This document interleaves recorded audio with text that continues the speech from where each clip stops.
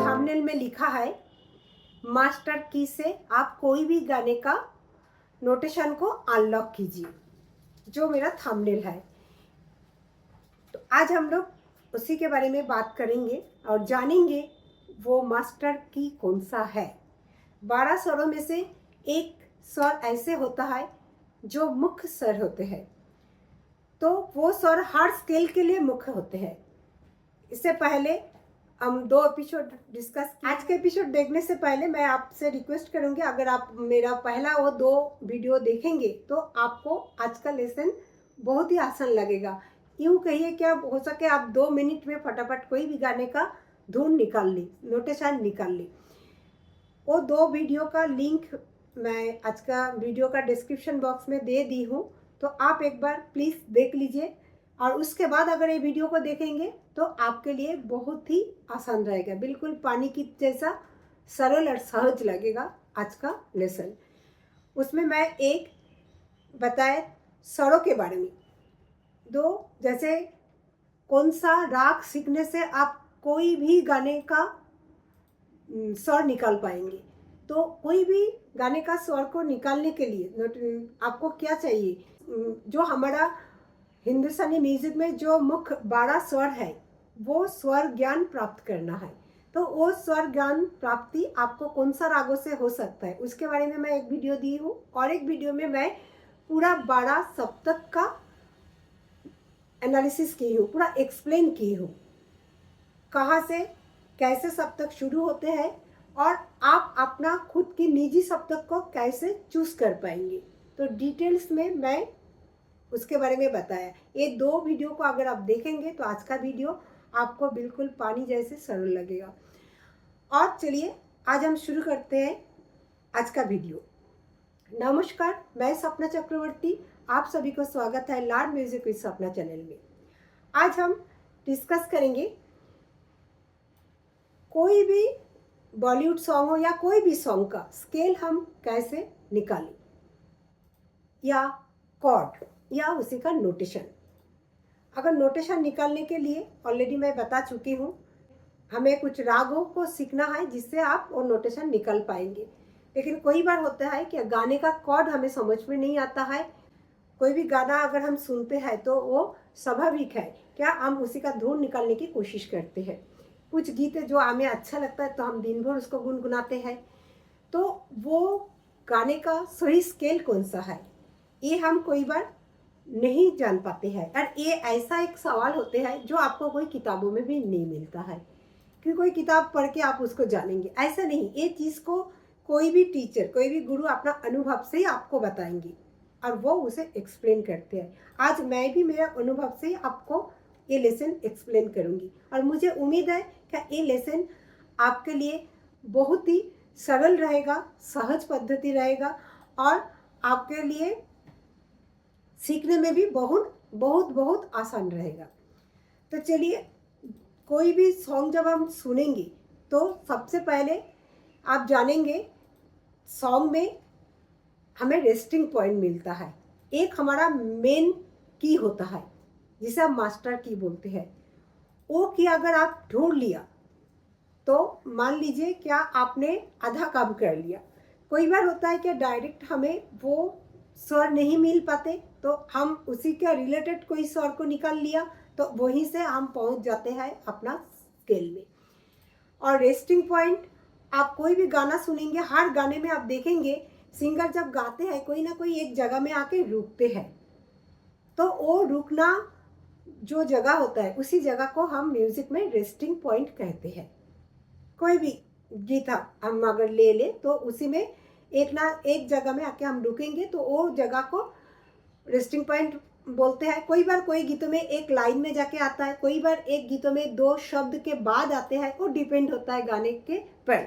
लेकिन आपको जरूर मिल जाएगा 1 से 2 लाइन में आपको कम से कम 4-5 रेस्टिंग ऐसे पॉइंट मिलेगा जहाँ से आप स्केल ढूंढ पाएंगे। और स्केल ढूंढ गया तो हमें कॉर्ड ढूंढने में टाइम नहीं लगता है। कॉर्ड मिल गया तो हम नोटेशन में भी पहुंच जाएंगे। आज वही चीज़ आपको मैं एक्सप्लेन करूंगी।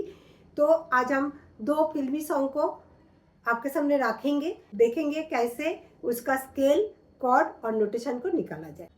जो मेन स्वर होते हैं वो है सा। कोई भी स्केल का सा है मास्टर की। सा से ही आपका स्केल शुरू होता है। सा के बिना कोई भी स्केल होता ही नहीं है, संभव ही नहीं है। तो सा एक बहुत इम्पोर्टेंट एक स्वर है। जो आपका 12 स्वरों का जो स्केल है उसमें सा सबसे इम्पोर्टेंट है, सबसे मेन है। तो इसीलिए हम उसे मास्टर की बोलते हैं, बिल्कुल मुख्य स्वर होते हैं। और उसके बाद कॉर्ड के लिए और भी 2 स्वर को लिया जाता है, वो है गा और पा। ये सा गा पा से हमारा कॉर्ड बनते हैं। अगर सा गा पा, पा तो पा आपको पता है, सा और पा में कोई भी किस स्वर होता ही नहीं है, सा पा एक ही स्वर होते हैं। और गा जो लगते हैं, ये जब शुद्ध गा लग जाते हैं तो वो मेजर कॉर्ड हो जाता है। जब कोमल गा लगाते हैं तो वो माइनर कॉर्ड हो जाता है। आगे हम इसे और अच्छे से एक्सप्लेन करेंगे। तो चलिए अब हम फोकस करते हैं गाने पे। पहले उसका स्केल ढूंढेंगे, फिर कॉर्ड, और उसके बाद उसको कैसे बजाया जाता है। ठीक है, तो एक गाना पहले सुनेंगे, हम एक बार सुन लेते हैं, फिर उसी के साथ किस तरह हमें प्रैक्टिस करना है।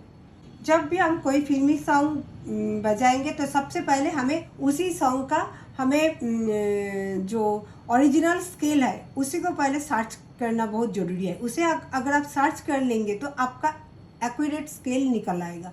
फिर अगर आप उसी स्केल में नहीं गा सकते हैं, उसी हिसाब से आप 1 2 3 जो भी स्केल आप गाते हैं स्केल को डाउन कर लीजिए। तो पहले हम लता मंगेशकर जी का सॉन्ग सुनेंगे, बहुत ही फेमस सॉन्ग है, अजीब दास्तां है ये। जब हम गाना को सुनेंगे तो उसी के साथ हम हमिंग करेंगे।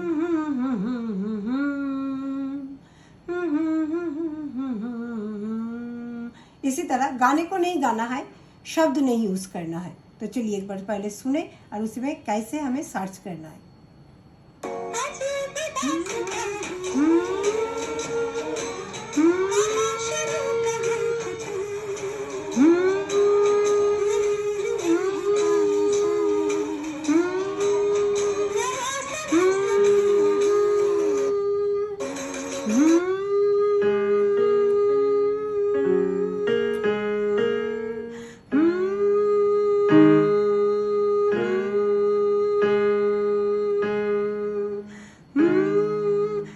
मिल रहा है।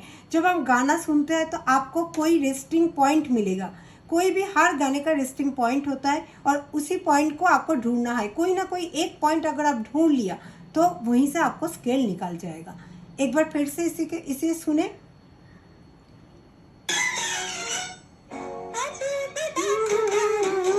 एक रेस्टिंग पॉइंट मिला आपको, सेकंड रेस्टिंग पॉइंट, थर्ड,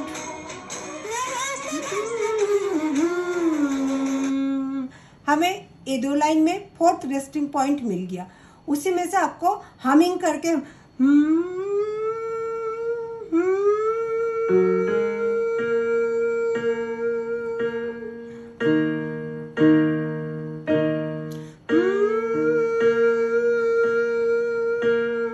यहीं पर हम एक रेस्टिंग पॉइंट निकाल दिए हैं।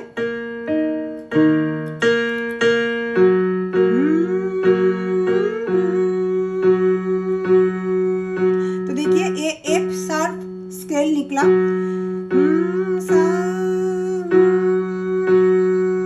जब आपको स्केल निकालने के बाद आपको कॉर्ड देखना है, तो कॉर्ड में 2 प्रकार के कॉर्ड होते हैं, एक मेजर कॉर्ड और एक माइनर कॉर्ड। तो आपको कैसे समझना है कौन सा मेजर और कौन सा माइनर कॉर्ड है। मेजर कॉर्ड के लिए हम शुद्ध गा को यूज करते हैं। तो सा, ये हमें सा सा गा, तो और हम पा पा सा गा पा, ये मेन कॉर्ड होता है। ये 3 है। फिर हम गाने को एक बार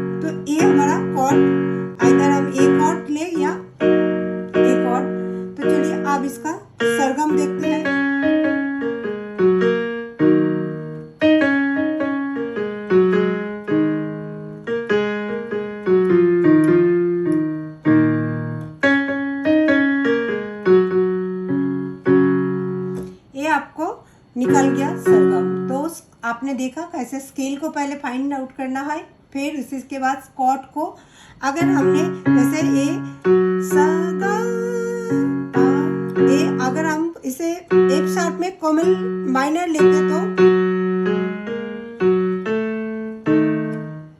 अजीब दास्ताए नहीं मिल रहा है। ए कोमल गा लगा के माइनर में स्केल नहीं मैच हो रहा है। अगर हम इसको शुद्ध गा लगाए मेजर्स देखिए, अजीब दास्ताए कहाँ शुरू कहाँ खत्म, ये मंजिलें है कौन सी ना वो समझ सके ना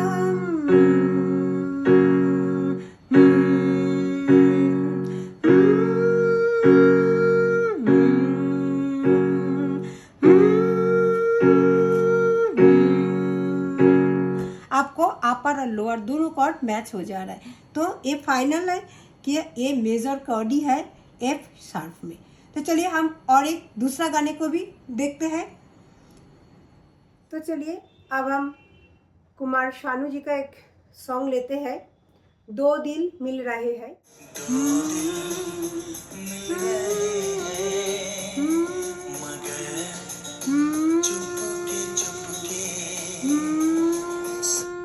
फिर से एक बार सुनेंगे।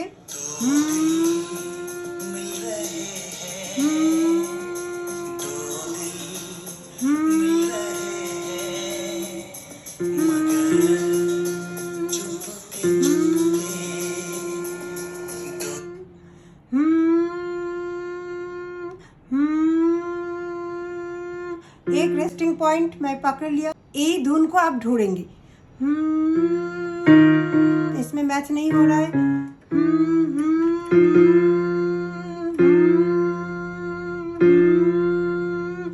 ए पॉइंट जो है इसमें वो धुन मैच कर गया।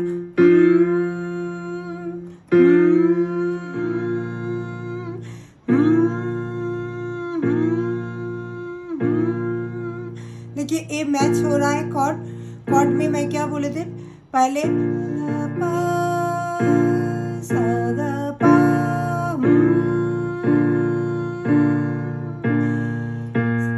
ए है आपका ए शार्प सा गा पा। ए गा मेजर कॉर्ड, ए गाने पर भी मेजर कॉर्ड में ही मिला। ये हमें पता चल गया ए शार्प कॉर्ड है और ये मेजर कॉर्ड है, ठीक है। अब हम इसका सरगम को बजाएंगे।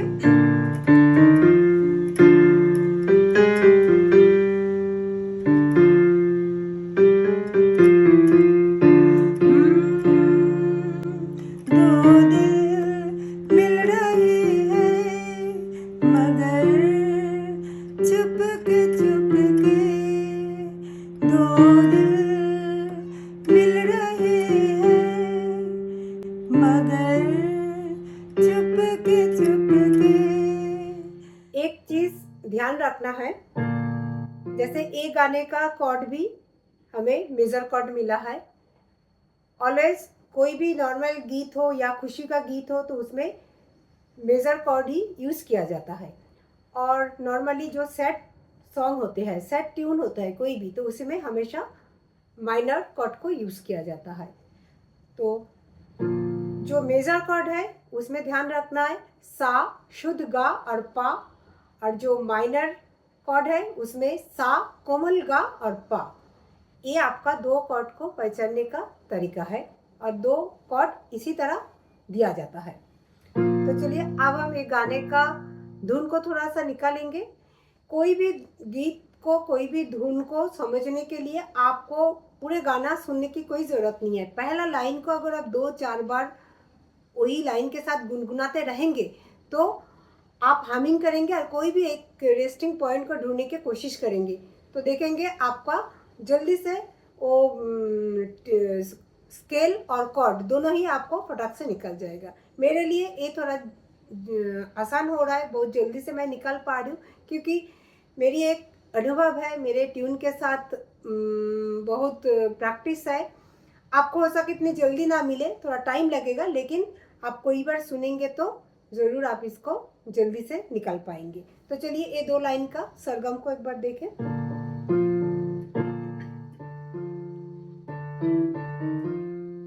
दो दिल मिल रहे हैं, दो दिल मिल रहे हैं, मगर चुपके चुपके, दो दिल मिल रहे हैं, मगर चुपके चुपके, सबको हो रही है, हाँ सबको हो रही है खबर, चुपके चुपके। दो दिल मिल रहे हैं,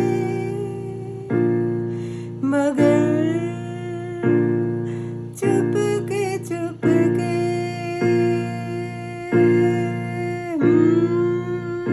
मुझे लगता है आपको बहुत ही अच्छे से पता चल गया, और मुझे नहीं लगता इससे और अच्छा से कोई आपको समझा सकते हैं। मैंने कॉर्ड में गा के और बजा के भी धुन को दोनों आपको बताया, और कैसे उसको फाइंड आउट किया, स्केल कॉर्ड सब आपके सामने दिखाया, 2 गाने का एग्जाम्पल दिया।